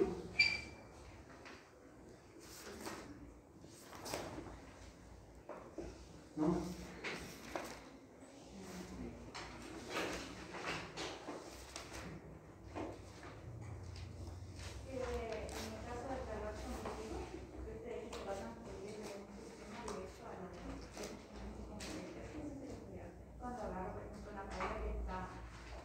No te escucho, nada. Por favor. Ya me he dado algunas veces esa vaina. Ya, que no estoy claro en los dos términos, pero creo que en el primero, que sería el conductivo, es, por ejemplo, una paila que yo tengo como una regadera. Si yo toco la paila, la voy a encontrar la regadera de la paila caliente. Por la transferencia de calor, bueno, obviamente la paila tiene que estar en una estufa calentándose. Entonces, el calor de la estufa va a hacer que al tocar yo la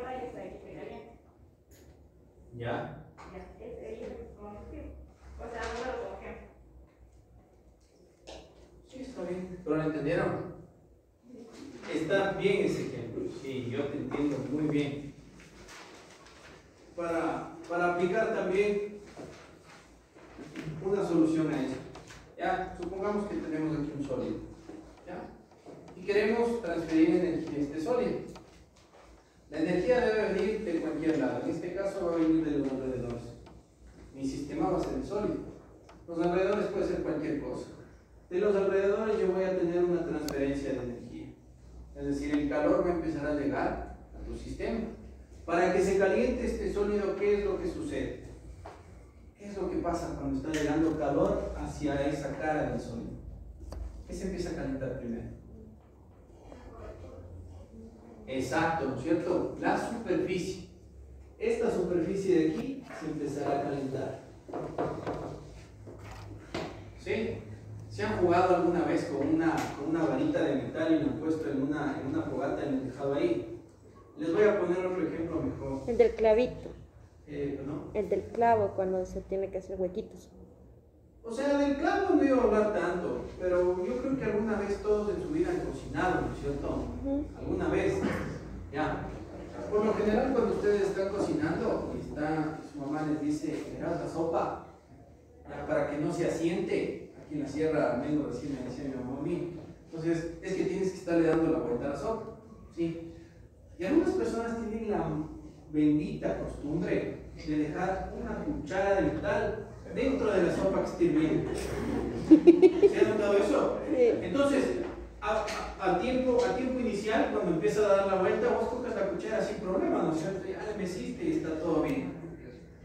Dejas esa vaina ahí, te vas un rato, eso sigue hirviendo, te acordaste, estás viendo los TikToks, te acordaste que tienes que mecer porque se estaba sentando esa vaina, y regresas, coges esa cuchara de metal y quieres mecer otra vez la sopa. ¿Y qué te pasa? Está dura. ¿Te acuerdas de la mamá de cualquiera que te cae bien, ¿no es cierto? ¿Ya?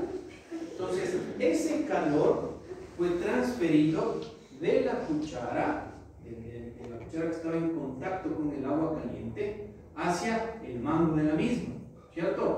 ¿Cómo se produce este fenómeno de transferencia de calor? A través de la conducción.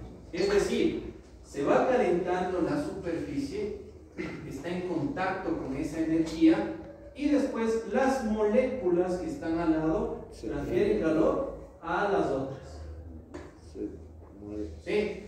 Entonces van transfiriendo calor y es molécula a molécula que se transfiere hasta que todo el cuerpo sólido esté en un equilibrio térmico, ¿cierto? Una vez que ese cuerpo esté en equilibrio térmico, se acaba la transferencia. ¿Sí? Esas son las leyes de la termodinámica. ¿De acuerdo? ¿Comprenden cuál es la transferencia de calor por conducción? ¿Sí? Únicamente en sólidos. Ahora, ¿cuál es el fenómeno de transferencia de calor por convección? A ver, muchachos. Calor por convección, señorita de último. Disculpe, ¿su apellido es? Murillo. Murillo, señorita Murillo, por favor. ¿Cuándo tenemos transferencia de calor por convección? Cuando, por ejemplo, de la paila, Ya. cuando, o sea, no va a tener un contacto directo con la estufa, pero sí el calor que emite va a hacer que la paila se caliente. ¿Ya? Yo por ahí le puedo dar una idea mejor. La transferencia de calor por convección se da cuando nosotros tenemos un fluido en movimiento.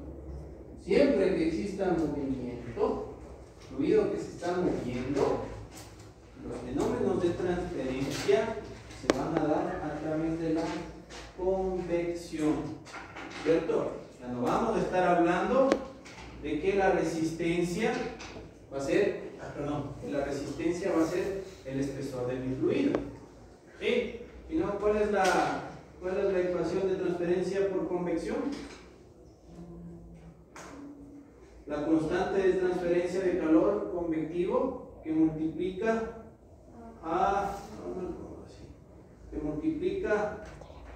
al cambio de temperatura. esta constante de transferencia de calor convectivo quiere decir, tome en cuenta los fenómenos de movimiento del fluido. Entonces, dentro de esta constante de transferencia de calor está la resistencia del movimiento del fluido. ¿Sí? Y aquí analizaremos lo que es la capa límite. Pero eso es cuando estemos estudiando la mecánica de fluidos. ¿De acuerdo? Estamos. Finalmente, ecuación de Fick. ¿Ya?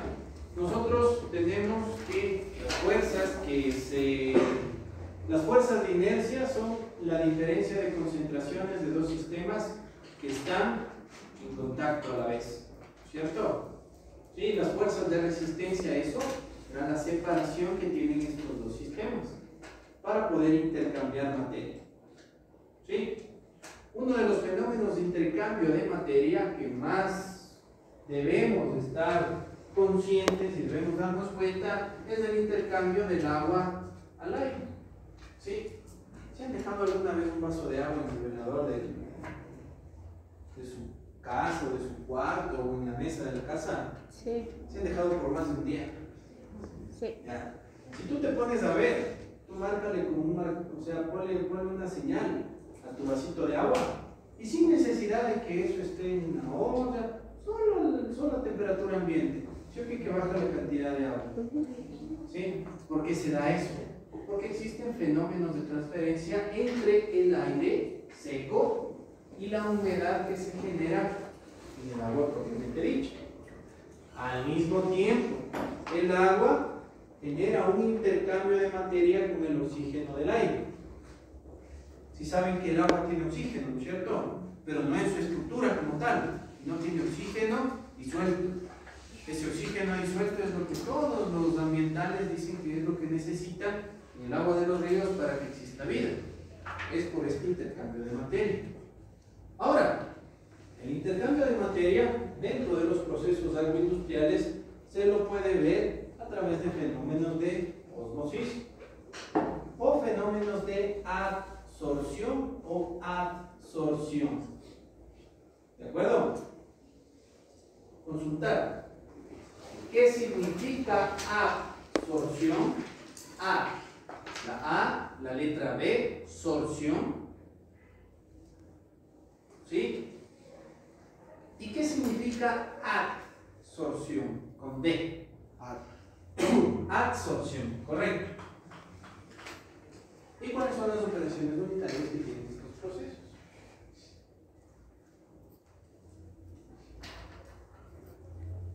¿Correcto? ¿Ya? Y ahí vamos a ver los fenómenos de intercambio de materia. Una de las condiciones fundamentales es la solubilidad que tienen las sustancias entre sí. Si revisaron eso en química analítica. En química analítica hay un capítulo que son la formación de precipitados. Sí, ¿no es cierto? Y también evaluó la solubilidad de las sustancias, unas en otras. ¿Sí? Eso se ve en estas ecuaciones de cálculo. ¿Preguntas? ¿No? ¿Cuál es la clasificación de las operaciones unitarias? No vean. No vean para allá. No vean. No vean. ¿Ya? ¿Cuáles eran las clasificaciones de las operaciones unitarias? No vean. No vea. No vea. Tipo de operación y las propiedades que se transfieren. Y por las propiedades que se transfieren. Nosotros, vean, con eso yo me quedo tranquilo. Ustedes entienden, ustedes van a consultar e identifican cuáles son las operaciones unitarias que se ocupa en ingeniería en alimentos y describen una primera parte. Yo ya me quedo quieto con esta clasificación. Después, por las propiedades que se transfieren, eso ya viene del impacto. ¿Sí? Las propiedades que se transfieren son principalmente tres. Transferencia de cantidad de movimiento, transferencia de energía y transferencia de materia, ¿no es cierto? Cada una de estas propiedades de transferencia tienen sus ecuaciones. ¿Ya? Para la transferencia de cantidad de movimiento tenemos la ecuación de Newton. Para la transferencia de cantidad de energía tenemos la ecuación de Fourier. Y para la transferencia de cantidad de materia tenemos la ecuación de Fick, ¿no es cierto? Todos estos modelos matemáticos, ojo, cada uno de estos modelos matemáticos me va a mí a dar la luz de cómo se está transfiriendo la propiedad que me interesa revisar. ¿Sí? Es decir, si me voy a la transferencia de cantidad de movimiento, la ecuación de Newton me va a mí a dar la luz y saber cómo se transfiere un fluido de un punto inicial hasta un punto final. ¿De acuerdo? ¿Cómo se mueve? ¿A qué velocidad se mueve? ¿En qué tiempo llega? Eso es lo que describe esta ecuación. La siguiente, la ecuación de Fourier, me está diciendo cómo una energía va a fluir o se va a mover desde un punto inicial hasta un punto final. ¿No es cierto? Y finalmente la ecuación de Fick. Cómo la materia se va a mover desde un sistema hasta el otro. ¿Cuál es la cantidad de energía que va a poder migrar de un sistema al otro? ¿De acuerdo? Las constantes principales de cada uno de estos modelos matemáticos, lo que estamos viendo aquí es un modelo. ¿Por qué es un modelo? Porque están describiendo qué es lo que va a suceder con la propiedad que yo estoy estudiando. ¿Sí? Las constantes de cada uno de estos modelos se transfieren o se entienden como propiedades únicas de la materia. Transferencia de cantidad de movimiento tiene la viscosidad. La viscosidad es una propiedad única de cada sustancia que ustedes estén estudiando. ¿De acuerdo? Propiedad de la materia. Transferencia de calor conductivo o constante de conductividad térmica. La letra K. ¿Cierto? Esa constante es propia de la materia. ¿Sí? La madera, el acero, el concreto tienen sus constantes específicas. Asimismo con los alimentos. Una fresa, un jamón, cualquier tipo de alimento, un queso, va a tener una constante de transferencia conductiva específica. Y en este semestre ya vamos a tomar atención y vamos a ver cómo se calculan la K dentro de los alimentos. Este es el plus que le vamos a dar, porque el que da procesos no quiere dar esa parte. Ustedes van a llevar sabiendo. Se ríen. ¿En serio? Dicen, no, eso tiene que ver con operaciones unitarias, porque son operaciones unitarias.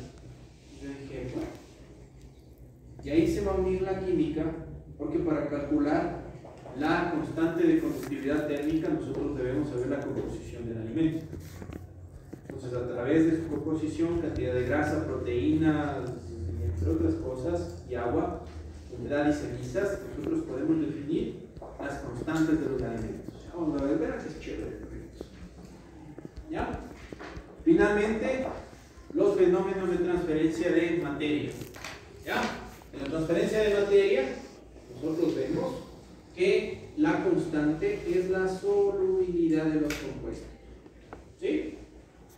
Pues va a depender mucho que sea soluble o que no sea soluble, o qué atracción tenga un compuesto con otro para nosotros poder evaluar cómo se va a generar esta transferencia de materia. ¿Preguntas hasta ahí? ¿Dudas? ¿No? Señor Guzmán, haga los honores.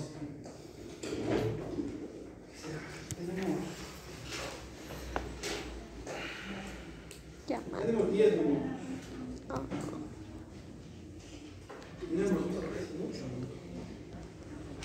¿Tienes aquí otra clase? ¿De qué tienes? En estos 10 minutos vamos a correr, así que espero que me puedan brindar sus 5 sentidos. No sé si está muy aburrido lo que estoy diciendo. Ojalá que no. Espero que me pongan atención, que de lo que se viene es el punto de partida para la siguiente unidad. ¿De acuerdo? En las operaciones unitarias, o para describir una operación unitaria en un papel, transformar lo real a teoría, nosotros tenemos diferentes tipos de papeles, ¿de acuerdo? Para poder analizar lo que va a suceder en una operación unitaria o en un equipo, nosotros debemos llevarle el papel, ¿de acuerdo?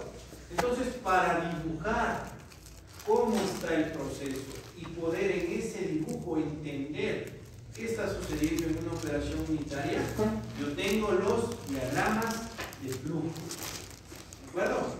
Existen una gran cantidad de diagramas de flujo que sirven a diferentes tipos de profesionales, ¿sí? Que te ayudan a entender cómo está establecido un proceso de producción. Nosotros nos vamos a quedar con el más simple, que se denomina como diagrama de bloques, ¿de acuerdo? Este diagrama de flujo lo que hace es que representa con un bloque una operación unitaria, ¿ya? ¿De acuerdo? Un diagrama de bloques representa con este bloque a la operación unitaria. Entonces, a esta operación unitaria vamos a tener que llegar la materia prima, ¿no es cierto? ¿Y cómo vamos a definir que está llegando la materia prima? A través de una flecha. ¿Por qué una flecha? ¿Cierto? Porque yo necesito especificar gráficamente que esta corriente, ojo, se denomina corriente, la materia prima o corriente está ingresando hacia el sistema, ¿de acuerdo? Por eso que es fundamental tener la cabeza de flecha, porque debe tener una dirección. Gráficamente yo debo representar que materia va a ingresar a mi sistema, ¿de acuerdo? Asimismo, después de la operación, yo generaré otra flecha y denominaré que la sustancia se está alejando o está saliendo del sistema, ¿sí? A esto yo le denomino como corriente, ¿de acuerdo? Entonces tenemos corriente de entrada y corriente de salida. En los tipos de operaciones unitarias que ustedes van a notar y ustedes van a encontrar en la literatura, van a diferenciar que según las corrientes yo tengo diversas operaciones unitarias. Les dije que existe un mundo muy grande de clasificación de las operaciones unitarias y de todo ese mundo grande nosotros nos vamos a quedar con dos, pero existen otras, ¿sí? Entonces tenemos operaciones unitarias de separación. Las operaciones unitarias de separación hacen referencia a que en la operación, que es el bloque, en el diagrama de bloques, ¿no es cierto? Yo tengo una corriente de entrada y más de una corriente de salida. ¿De acuerdo? Yo tengo operaciones unitarias de separación. Tengo una corriente de entrada y más de una corriente de salida. ¿De acuerdo? Tengo operaciones de mezcla.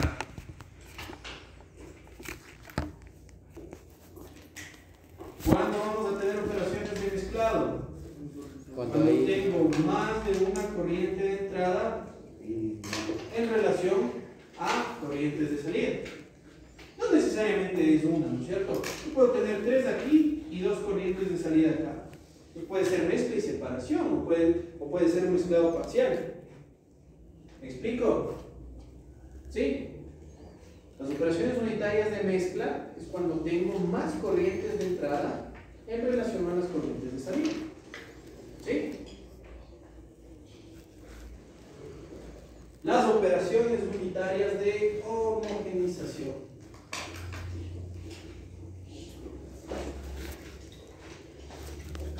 Podemos nombrarle así. Es mezcla u homogenización, ¿ya? Dejémosle en este término. Mezcla u homogenización. ¿De acuerdo? Nosotros podemos tener muchas corrientes de entrada y muchas corrientes de salida. Esas corrientes necesitan ser especificadas con una dirección y colocar una flecha a las mismas para saber qué está entrando y qué está saliendo. Cuántas corrientes están entrando y cuántas corrientes están saliendo. ¿De acuerdo? ¿Sí? Ahora, en nuestros procesos, ¿ya? Las operaciones unitarias o los equipos con los que estamos trabajando van a tener formas de operación. Nombrémoslo de esa manera.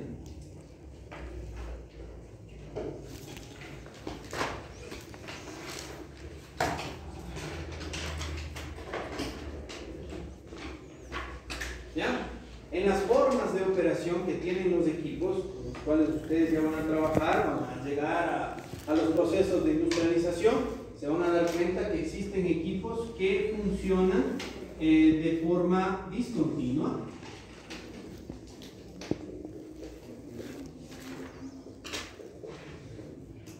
Continua y semicontinua.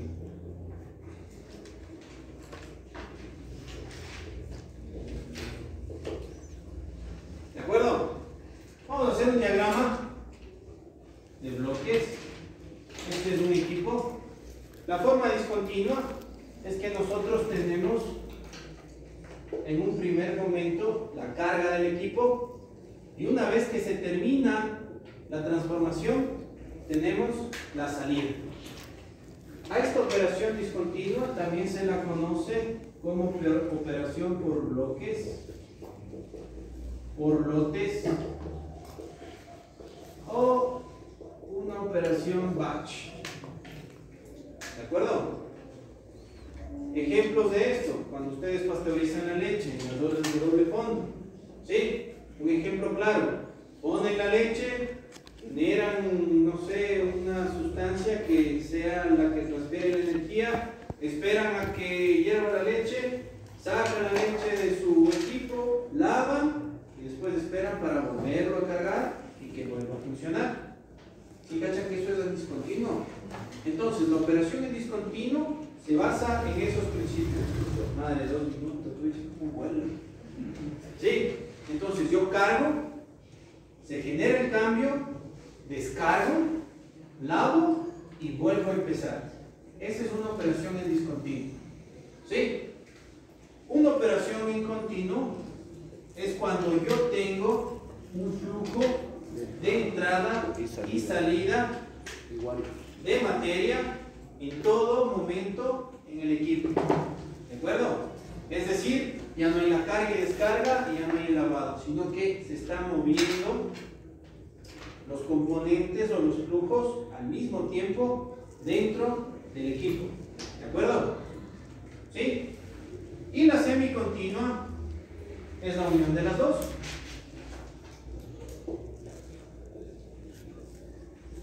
Ya.